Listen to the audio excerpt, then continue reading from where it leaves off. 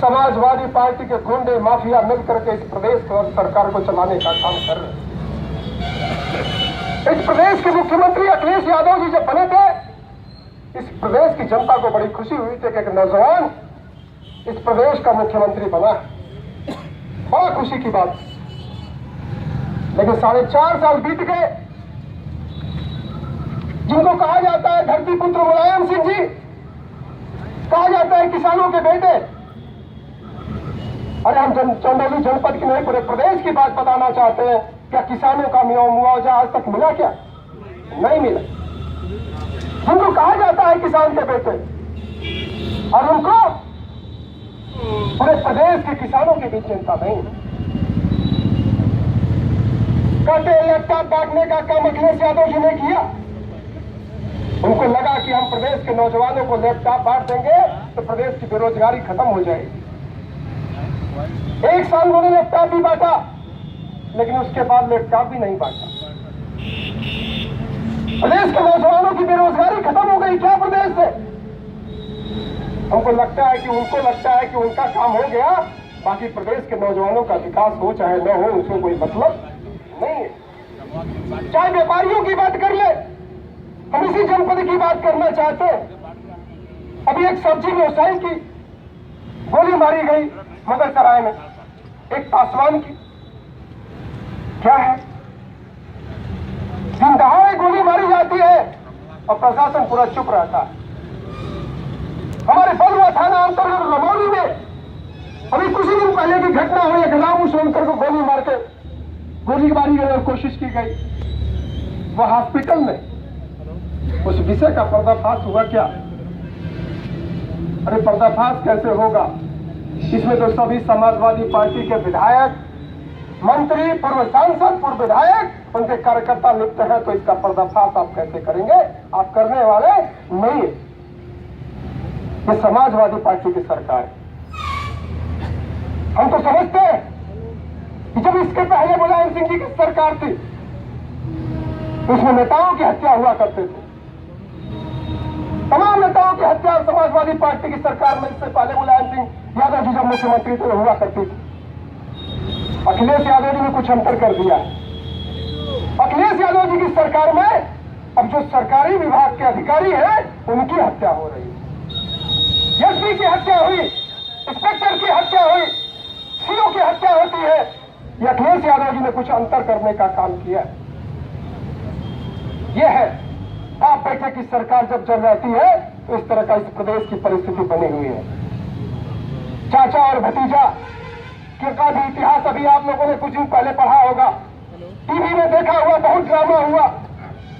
चाचा एक अपराधी को पार्टी में लाने का काम करते हैं तो भतीजा उनको निकालने का काम करते हैं। अरे कौन सा ड्रामेबाजी काम कर रहे हैं आप?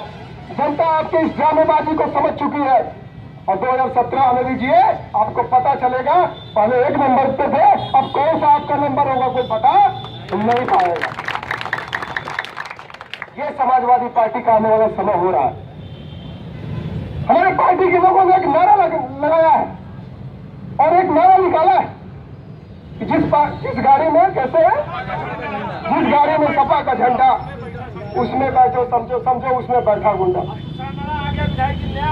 सपा का यह नारा है, खाली प्लाट हमारा है। ये तो पुराना है, ये तो पुरानी का है। सपा का यह नारा है, खाली प्लाट हमारा है। तो पूरे प्रदेश में जितनी खाली जमीन है, चाहे वह सरकारी हो, चाहे वह ग्राम विकास की हो, चाहे व्यक्ति के हो, पूरे जमीन कब्जे कर दिया जा रहा है। अगर आपको जमीन कब्जा करवाना है तो आप सपा के नेताओं को पकड़ लीजिए, कुछ पैसा दीजिए, थाने पे आइए, जमीन आपको कब्जा मिल जाएगी। ये इतिहास है और ये हम नहीं कह रहे हैं। ये प्रदेश सरकार के मुखिया माननीय मुलायम सिंह यादव जी कह रहे हैं और कह रहे हैं, अपने लोगों को बता रहे हैं। क्या बता रहे हैं? अपने लोगों को बता रहे हैं कि सुधर जाओ। 2017 में भारतीय जनता पार्टी की सरकार आ रही है, तो जो तुम लोग जमीन कब्जा कर रहे हो, जो गुंडागर्दी कर रहे हो, सब लोग जेल में हो जाओगे और हमारा पूरा परिवार भी जेल में चला जाएगा। ये बता रहे माननीय मुलायम सिंह यादव जी बता रहे हैं अपने लोगों को, सचेत करने का काम कर रहे हैं। इनका इतिहास, यह है इनका भूगोल। जब ये आते हैं कानून व्यवस्था पूरे प्रदेश की ध्वस्त हो जाती है। और ये अरे हम कहते हैं इस प्रदेश में इसी जिले के हमारे गृह मंत्री जी प्रदेश के मुख्यमंत्री थे, कानून व्यवस्था किस तरह से चला करती थी ये पूरा प्रदेश जानता। लेकिन सपा बसपा की सरकार में चाहे भ्रष्टाचार हो चाहे कानून व्यवस्था हो, इस प्रदेश का बेड़ा गर्क कर दिया। पूरा प्रदेश त्राहिमाम कर रहा है। उसके बाद भी चाचा भतीजे और बेटे और बाप को चिंता नहीं है।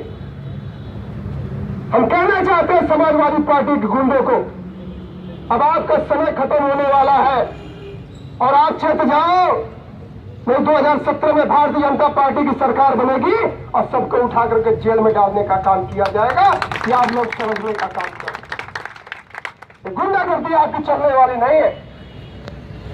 तमाम पूरे जिले की बात कर ले, चंदौली जिले की बात कर ले, जिले में भी बॉर्डर है, सैयद राजा का थाना है।